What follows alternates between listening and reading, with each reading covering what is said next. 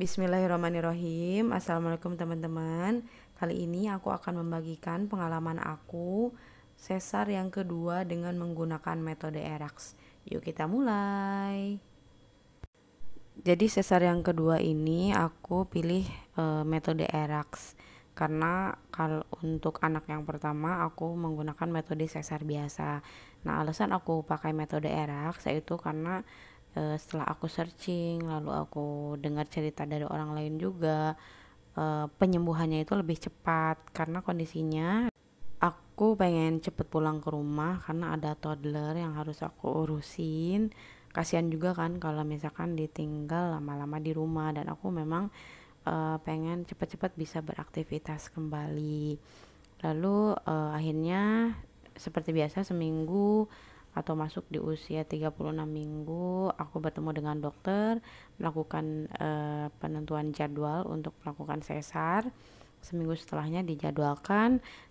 Jadi aku lahiran itu di minggu ke 37.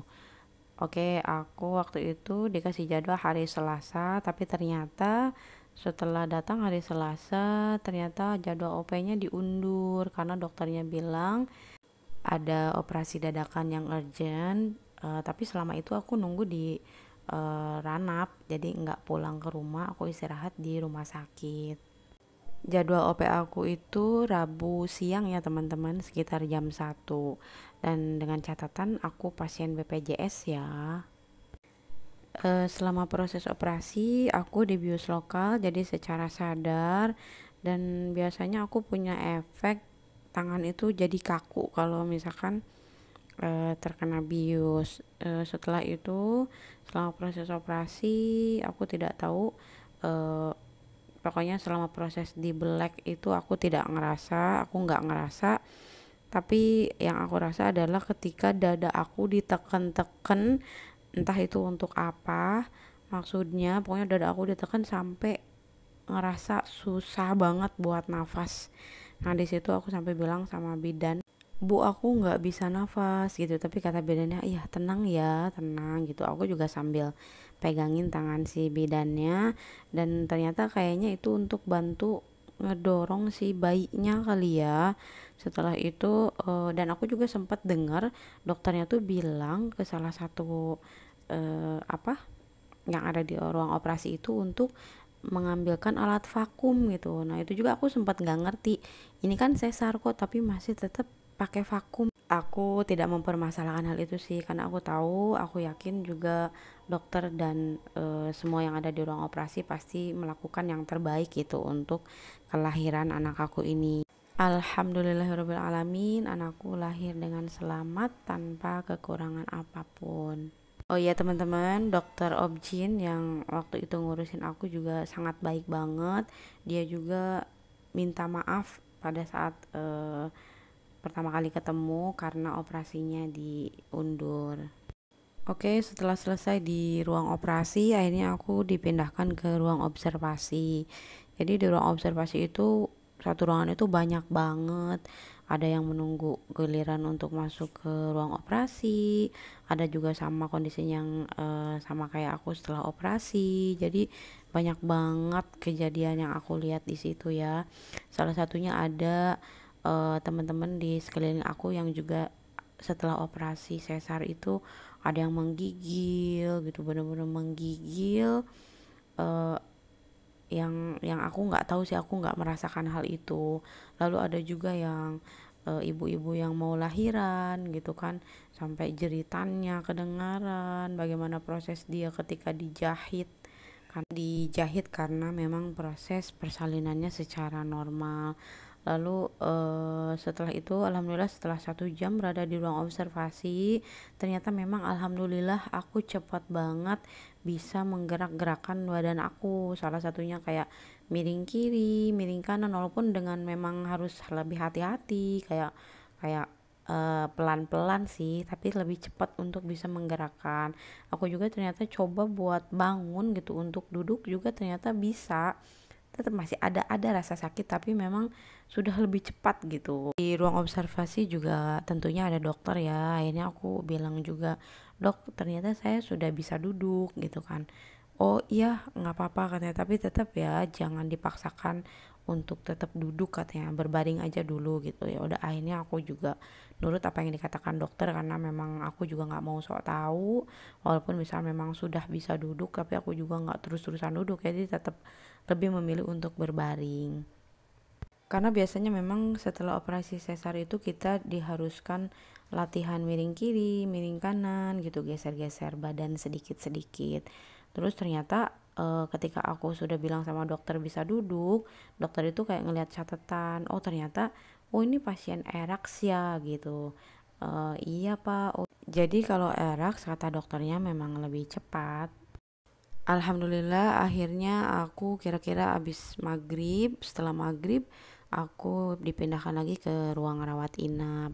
Besoknya aku baru ketemu sama bayi, subuh-subuh lalu dikasih ASI, alhamdulillah ASInya juga lancar, bayinya juga bisa langsung nyedot ya.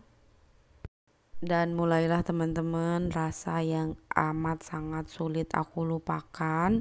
Jadi besoknya setelah efek biusnya itu hilang, rasa sakit-sakitnya itu mulai kerasa, dari mulai perih di area luka sampai ke area selangkangan.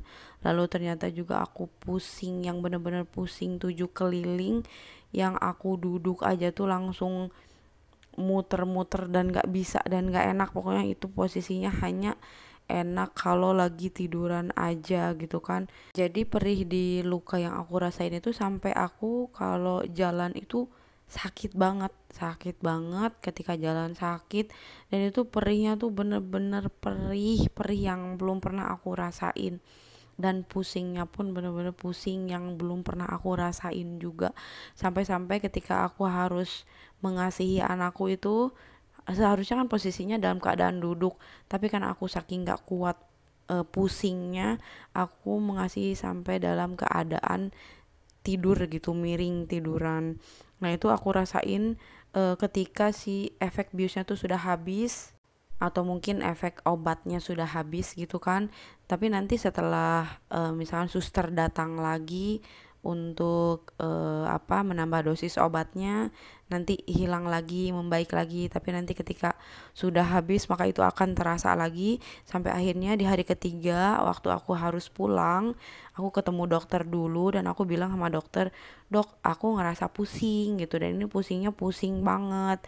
Nah ternyata terus dokternya nanya bagaimana tensinya gitu kan, terus kata susternya normal kok dok gitu. Dan akhirnya cuma gitu aja, dan akhirnya aku pulang pulang dalam keadaan yang bener-bener pusing. Aku sampai megangin kepala terus-terusan gitu kan, ini gimana gitu, apakah ini normal gitu. Tapi tadi kalau lihat dokternya itu kayak ya udah itu nggak apa-apa, mungkin itu ada efek dari pasca operasi gitu, jadi kayak mungkin buat dokternya kayak udah biasa, tapi kan buat kita yang bukan seorang ahli gitu, yang nggak tahu apa-apa, kayaknya cemas banget gitu akhirnya. Dan rasa ini tuh aku rasain selama seminggu, sampai-sampai ketika ada saudara-saudara aku datang lihat, aku cuma bisa tiduran di kamar karena memang aku posisinya nggak kuat untuk duduk. Tapi kalau misalkan, karena memang aku kan masih dikasih obat juga ya sampai rumah, dan itu kalau sudah minum obat ya memang membaik gitu, pusing dan si luka perihnya itu hilang. Tapi nanti kalau obatnya sudah hilang, efek obatnya nanti itu akan terasa lagi. Dan ini kalau tidak salah aku rasain selama 1 minggu. Dan untuk catatan ya teman-teman, mungkin ini efek yang aku rasain setelah operasi sesar metode ERAX. Mungkin ini juga tergantung dari kondisi fisik atau badan kita masing-masing gitu. Mungkin akan berbeda di satu orang yang lain dengan yang lainnya gitu. Jadi ini aku hanya sharing apa yang aku rasain setelah operasi sesar metode ERAX. Karena jujur untuk operasi sesar yang pertama, untuk anakku yang pertama itu sesar yang biasa, aku nggak ngerasain ini. Aku tidak bermaksud atau berniat untuk menakut-nakuti ya teman-teman, tapi alhamdulillah setelah seminggu semuanya berangsur membaik, dan 2 hal yang tadi aku rasain juga menghilang. Baik, terima kasih teman-teman. Itu aja yang mau aku sharing.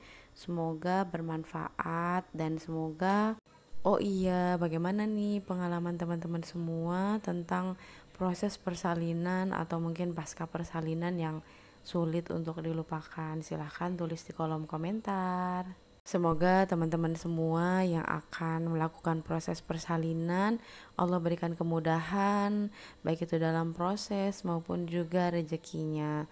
Terima kasih. Wassalamualaikum warahmatullahi wabarakatuh.